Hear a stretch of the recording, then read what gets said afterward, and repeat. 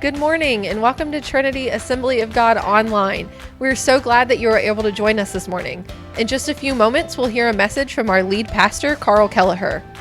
We really miss being able to fellowship with you in person, and though we aren't able to be face-to-face right now due to this virus, we want to make sure that we can still stay connected with you. On your screen is the web address to our online connection card. When the service is over, please take a second to type that URL into your browser and let us know how we can pray for you or assist you during this time. We love you guys, and we're looking forward to the time that we can gather together in person again. Until then, we look forward to chatting with you in the comment section below this video. At this time, Pastor Tony is going to talk to you about your online giving. Well, hey, it's so good to have you here today. Wherever you're watching from, some of you may be in bed, some of you may be on your porch, some of you might be watching from your Xbox. Let us know in the comment section where you're having church at today. We're so glad that you're part of this service. Here at Trinity, we genuinely believe that giving is a form of worship. If this ministry is a blessing to you and you'd like to continue to give your tithes and your offering, you can do that simply by choosing any of the methods on the screen. Well, Trinity family, we love and miss you and look forward to gathering together in person again. At this time, Pastor Carl would like to share a message on conquering the giant of fear. Love you guys. Good morning, church family.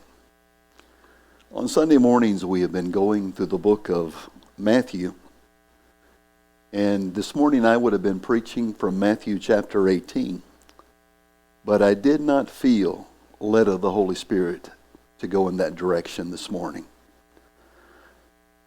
As our world faces this coronavirus, many people are afraid of the unknown.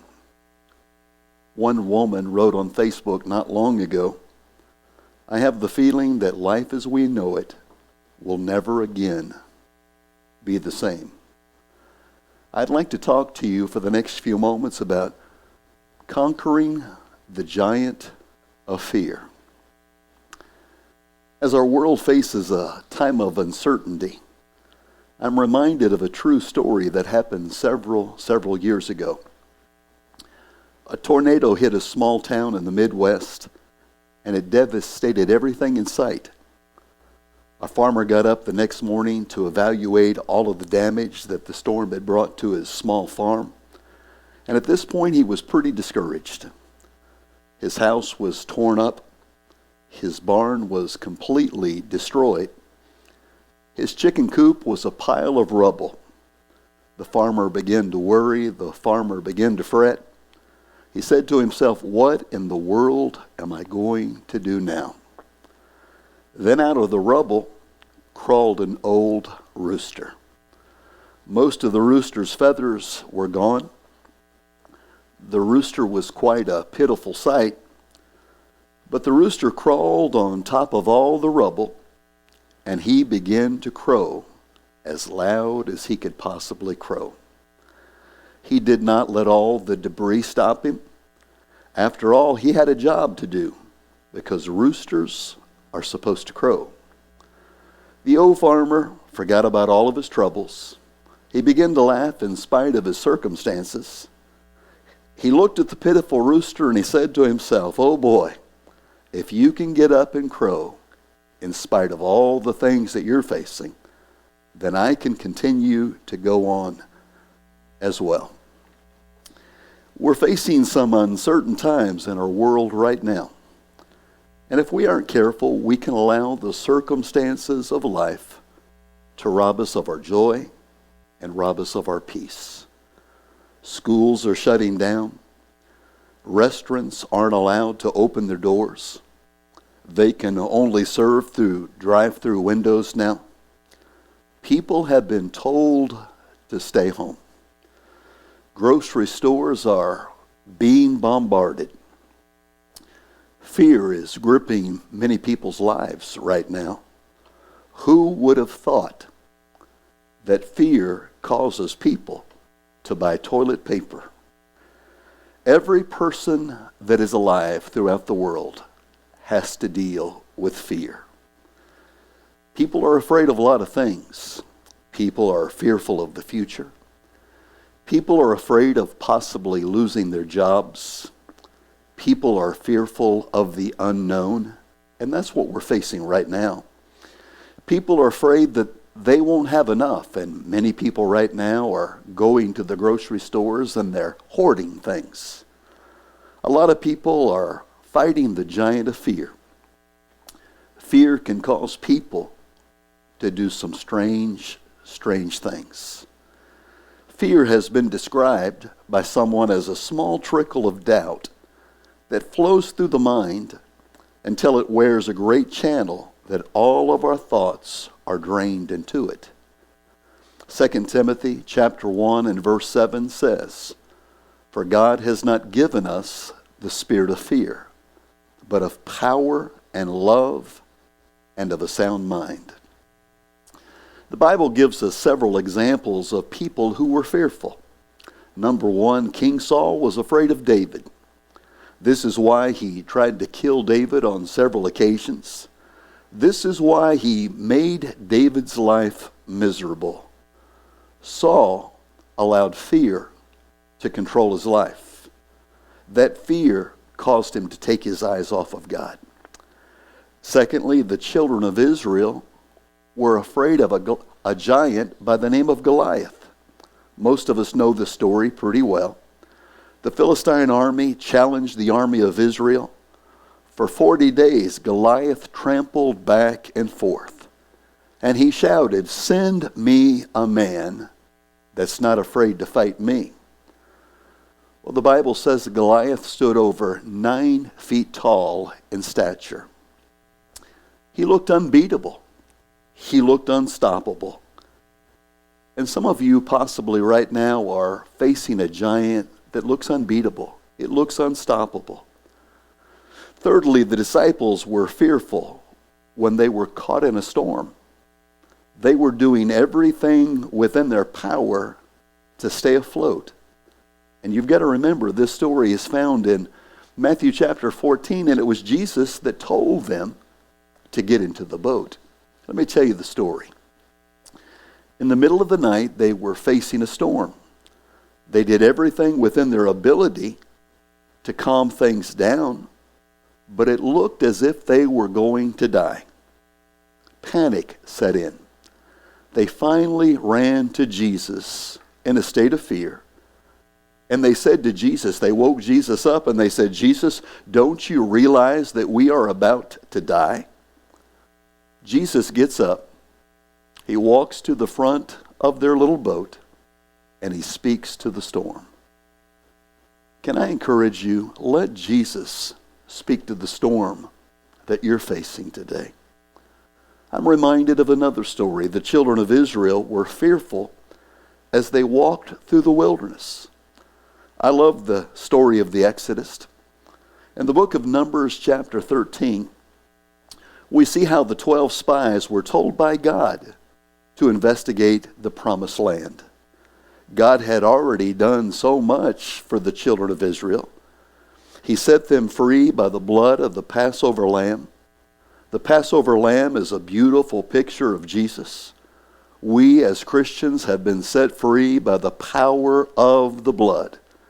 And like the song says, there's still power, wonder-working power in the blood of the Lamb. But God delivered them from their bondage. They faced the obstacle of the Red Sea. The enemy was hot on their trail. But God divided the Red Sea right in front of their eyes. You know the story. They walked across on dry ground and they were all singing songs of victory. God destroyed the enemy army right in front of their eyes. He fed them manna from heaven for 40 years. He made water come out of a rock when they needed water. He told them that the promised land was theirs. God told Moses to choose one man from each tribe of Israel, which was made up of 12 tribes, and it was their responsibility to spy out the promised land. You know the story. It was a land that was flowing with milk and honey. Well, the 12 spies were in the promised land for 40 days and for 40 nights, and it was everything that God told them that it was going to be. But instead of believing the promises of God, fear began to control their lives. Does that ever happen to you?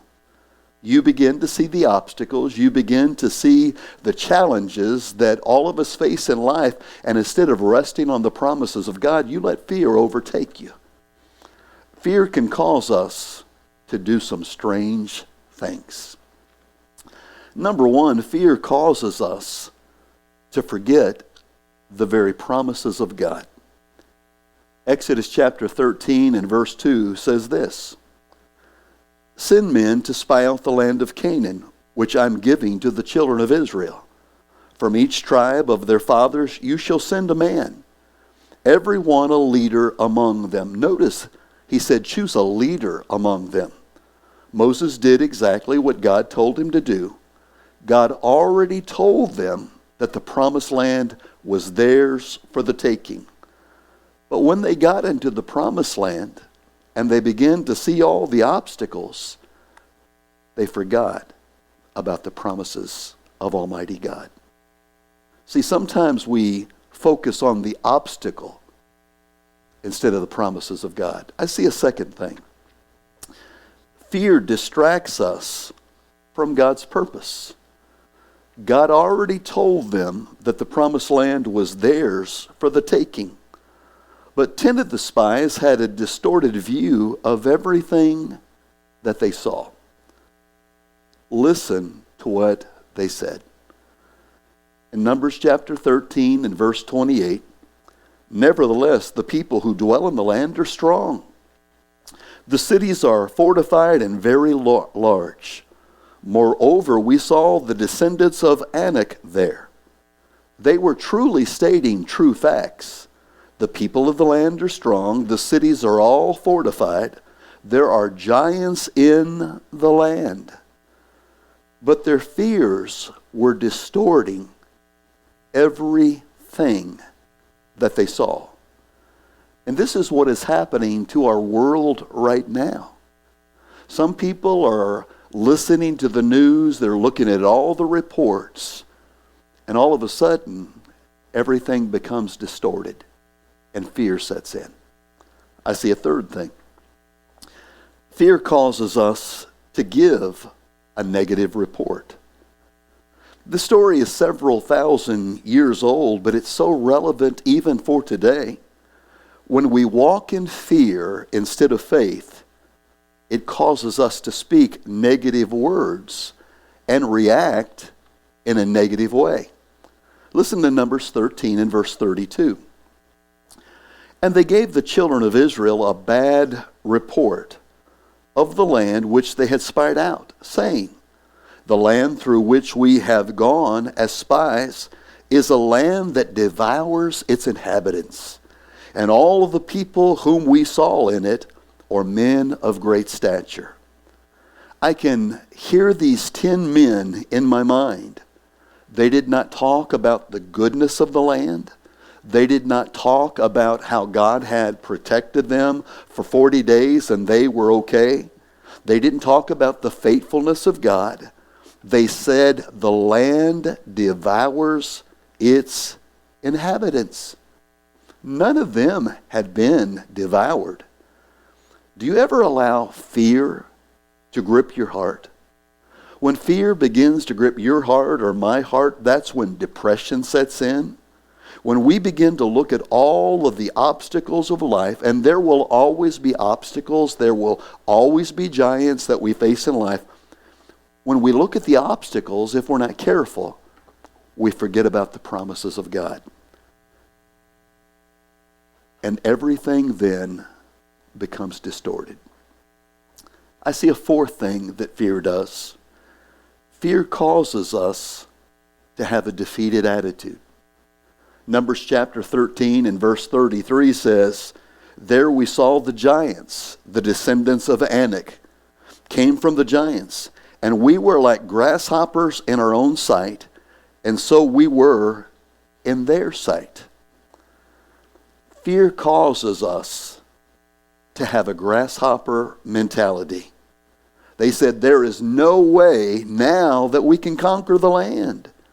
Don't you realize there's giants in the land? Don't you realize that there's obstacles that we're facing? We are totally outnumbered, Moses.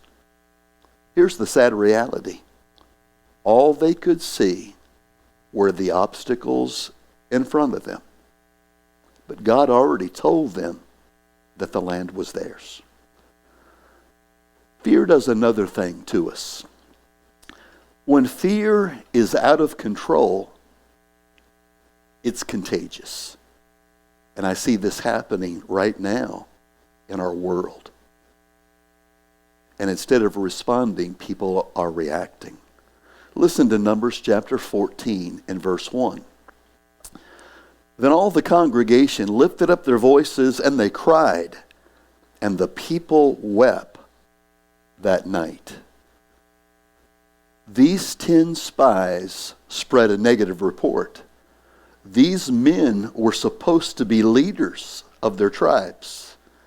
It's a leader's responsibility to instill hope and not fear. These men said, we can't conquer the land. There's giants, there's obstacles. We can't conquer the land. Their negative words spread like cancer. We're facing some tough times in our country and throughout our world. We don't want to deny the challenges that are before us right now. But God's word is filled with God's promises. We have faced tough times before. And if the Lord tarries, we will face tough times again in the future. God is not going to forsake us. We've got to stand on the promises of God. Can I encourage you, please, watch the words that come out of your mouth. The Bible says in Proverbs that there's death and life in the power of the tongue. Fear does another thing. Fear causes us to rise against God and speak badly about our leaders.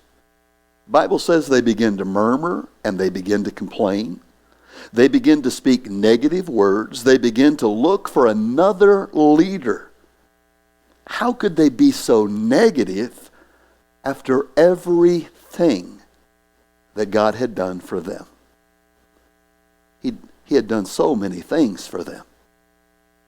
But they're allowing negativity to control them.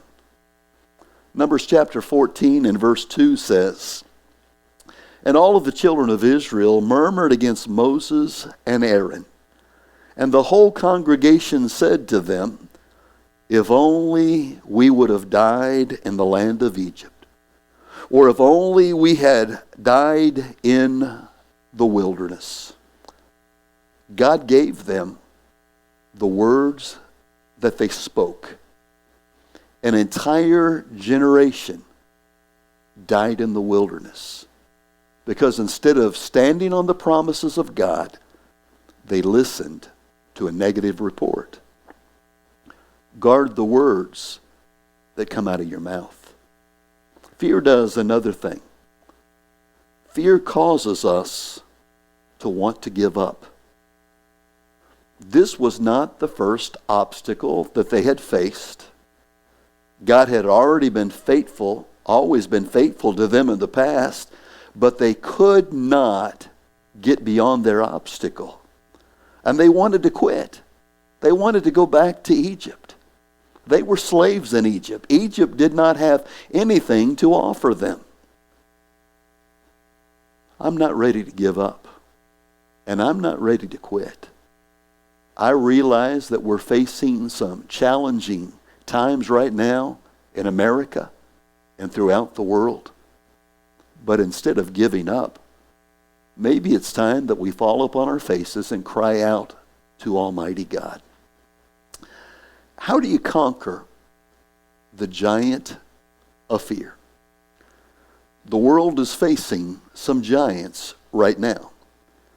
So many people are responding in fear instead of faith. People are literally fighting over toilet paper.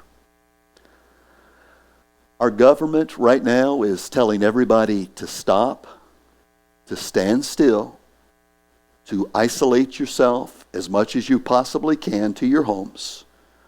I think this is a great idea.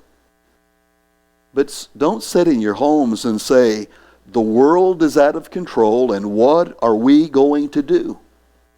It's great to stop. It's great to slow down. It's great to isolate.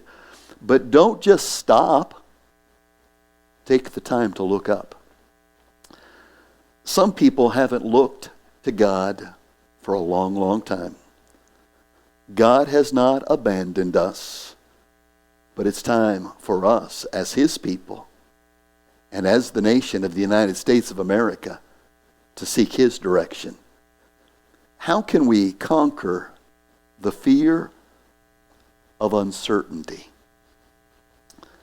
Number one, confront your fear honestly.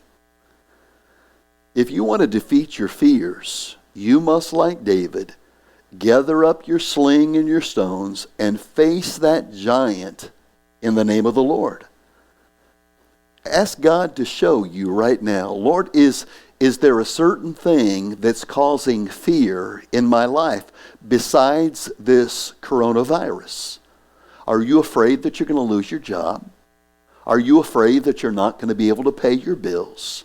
Are you afraid that maybe you're going to get this virus? What are you afraid of? So number one, face your fears honestly. Number two, confess your fear as a sin. All of us have to deal with anxiety. All of us have to deal with fear. But when fear overtakes us, that's when fear becomes sin. The Bible says God has not given us the spirit of fear, but of power and love and a sound mind. Fear is not of God. When I begin to focus upon my fears, it isn't long before depression sets in. Fear is not of God. Fear, the Bible says, brings torment. So quit playing the what if game. What if this happens? What if that happens? The Bible says in Matthew chapter 6, take one day at a time and seek God. Psalm 34 in verse 4 says it this way.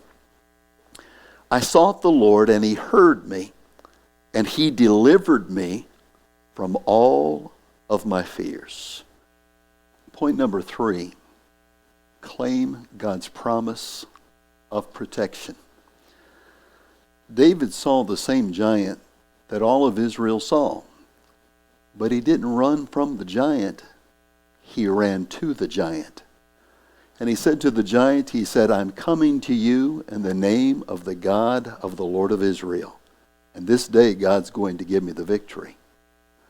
You know the story. He had his sling and he picked up 5 stones. David did not keep the stones in his pouch, but he slung one of those stones at the giant. We have to face our giants right now.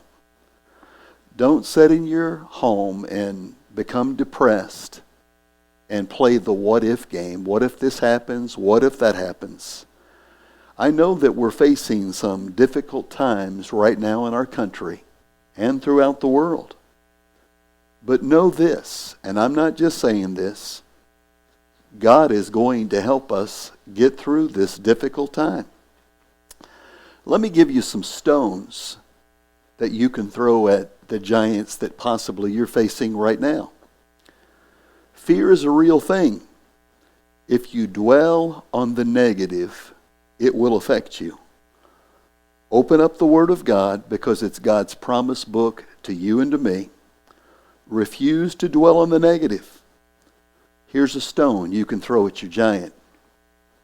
Deuteronomy chapter 31 and verse 6 says, be strong and of good courage. Do not fear nor be afraid of them. For the Lord your God, He is the one who goes with you. I love this.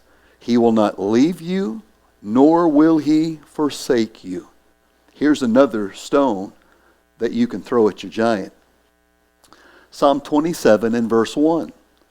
The Lord is my light and my salvation. Whom shall I fear? You might want to say that out loud. The Lord is my light and my salvation. Whom shall I fear? Another stone is Psalm 118 and verse 6. I love this. The Lord is on my side. I will not fear. What can man do to me? Proverbs chapter 3, verses 25 and 26. Do not be afraid of sudden terror, nor of trouble from the wicked when it comes. It doesn't say if it comes, it says when it comes. For the Lord will be your confidence and will keep your foot from being caught. Here's a fourth thing. Cultivate a closer relationship with Almighty God. I want you to think about the 12 spies that spied out the promised land. They all saw the same giants. They all saw the same obstacles, but they didn't all come back with the same report. 10 of the spies were looking at the situation through their natural eyes.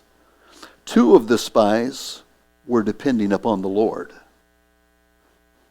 Someone said this, and I like this. Your fear level is ultimately a referendum of the closeness of your relationship with God. It's a spiritual yardstick. Do you see things from a human perspective, or do you see things through the eyes of God? You know, I can tell that I'm seeing things through a human perspective when I feel overwhelmed, when fear tries to overtake me. So I have to stop and say, God, open my spiritual eyes. Here's number 5. Commit your life to Jesus Christ. There are a whole lot of things that I face in life that are bigger than Carl Kelleher. Whole lot of things. But they aren't bigger than God. We're facing some giants right now, not only in the United States, but throughout the world. But instead of looking at all the obstacles, begin to see the opportunities. God has blessed the United States of America. But somewhere along the way, if we're not careful, it's easy for us to forget God. God could be using some of the things that we're facing right now to get our attention. It shows us right now that nothing in the world is stable. The psalmist said, some trust in chariots and some trust in horses, but we will remember the name of the Lord our God. Will you stop for just a moment and quit putting your trust in the stock market? Quit putting your trust in your job. Quit putting your trust in yourself. But look up and say, God, I'm going to trust you in spite of how things look.